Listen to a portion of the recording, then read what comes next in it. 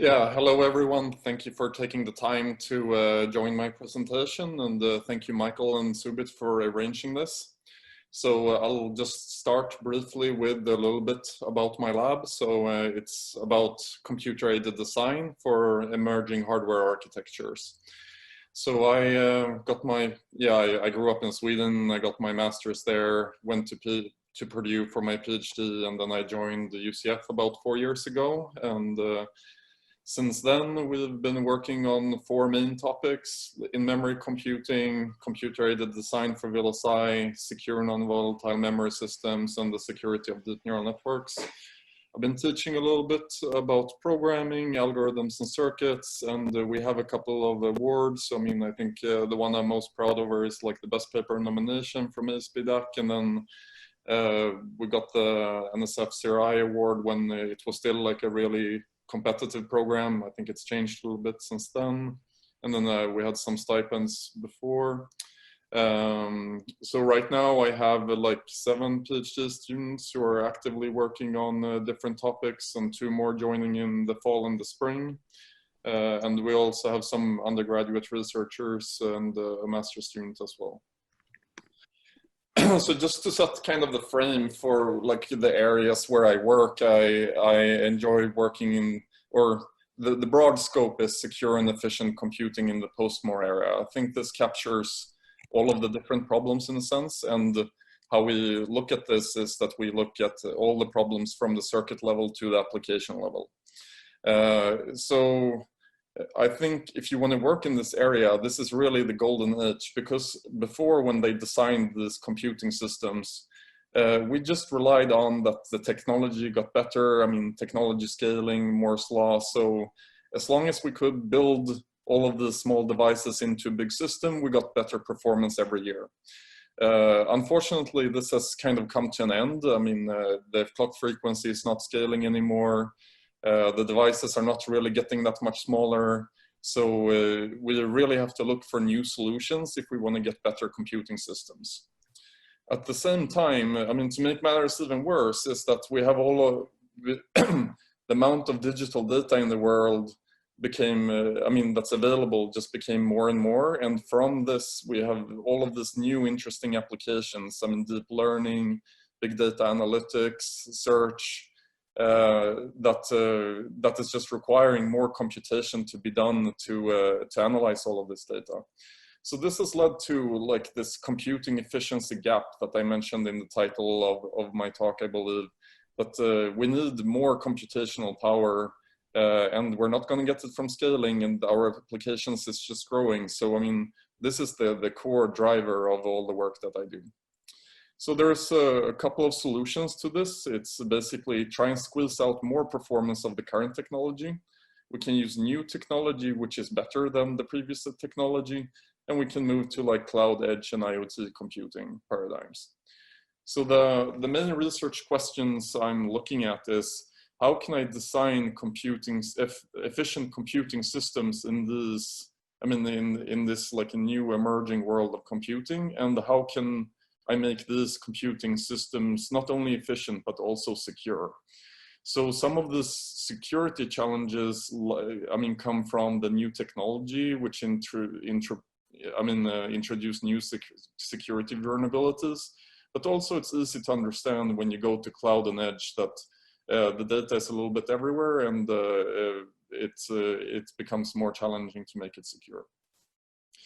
So right now we have like 4 projects that we're currently working on. So I mean, how things kind of developed was that I was working on physical design during my whole PhD, and so that was our like first NSF project. And here we were trying to utilize some deep learning tools to be able to squeeze out a little bit more performance from like silicon technology. So you can see kind of the axis of the computing stack on one layer, and then on the horizontal layer, you see that it's like silicon technology and emerging technology. So this was mostly about how to use AI to design efficient circuits for like IoT applications. I'll go into a little bit more details.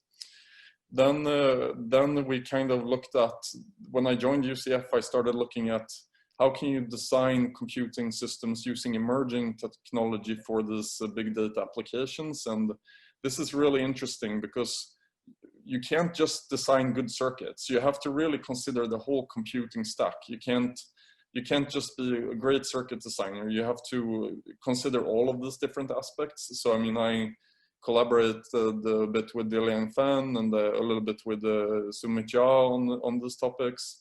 And then we also expanded our research a little to secure non-volatile memory systems. So you actually use the same emerging hardware to accelerate big data to actually store data using this new crossbar architectures. So then we have been collaborating with some architectural level researchers, and then I've also been collaborating with Sumit on the security of AI and deep neural networks.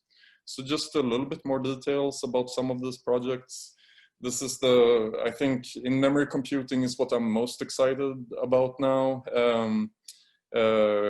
So you can see that, so we've been looking at like the really deep circuit level. I mean, how do you model these crossbars? I mean, usually use these non-volatile crossbars to perform analog computation. So how can you maximize the accuracy? We have some new like theoretical insights in like which type of matrices you can perform matrix vector multiplication with. This is the main kernel that you usually try and accelerate. So it's always interesting when you can actually derive the model by yourself of this new emerging hardware, and then you can design optimization algorithms that operate on this model. But then also what's interesting is that it like crosses the whole computing stack. So I mean, you can also do like application level optimizations that are correlated with the circuit level optimizations. So we have some interesting application to image processing here. I think most people know the discrete cosine transform. So that's usually like a matrix multiplication in series with another matrix multiplication.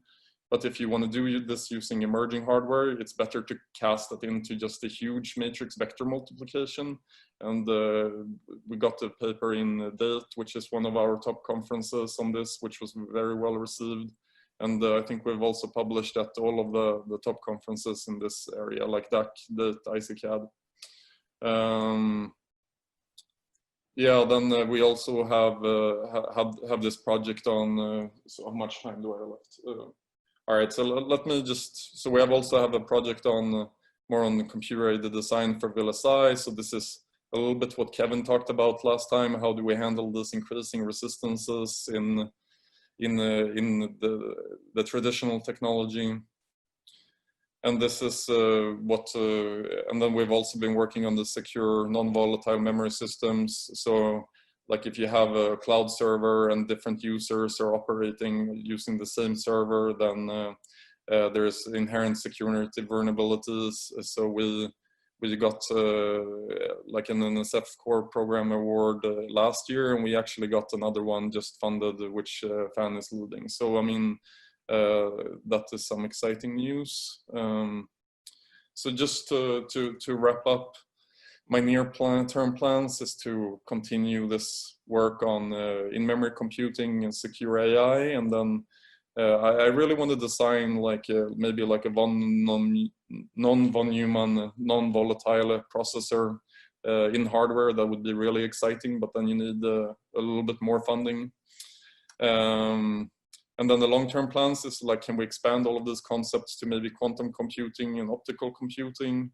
So what things I'm looking for in the collaborator is maybe some hardware expertise in actually fabricating devices. So this could be, for example, from Bridge. We have some ongoing collaboration with them, and then some synergy with our AI work. I can also provide expertise within like circuits and emerging non-volatile devices, and if anyone needs like CAD for new application domains, say like power grid systems.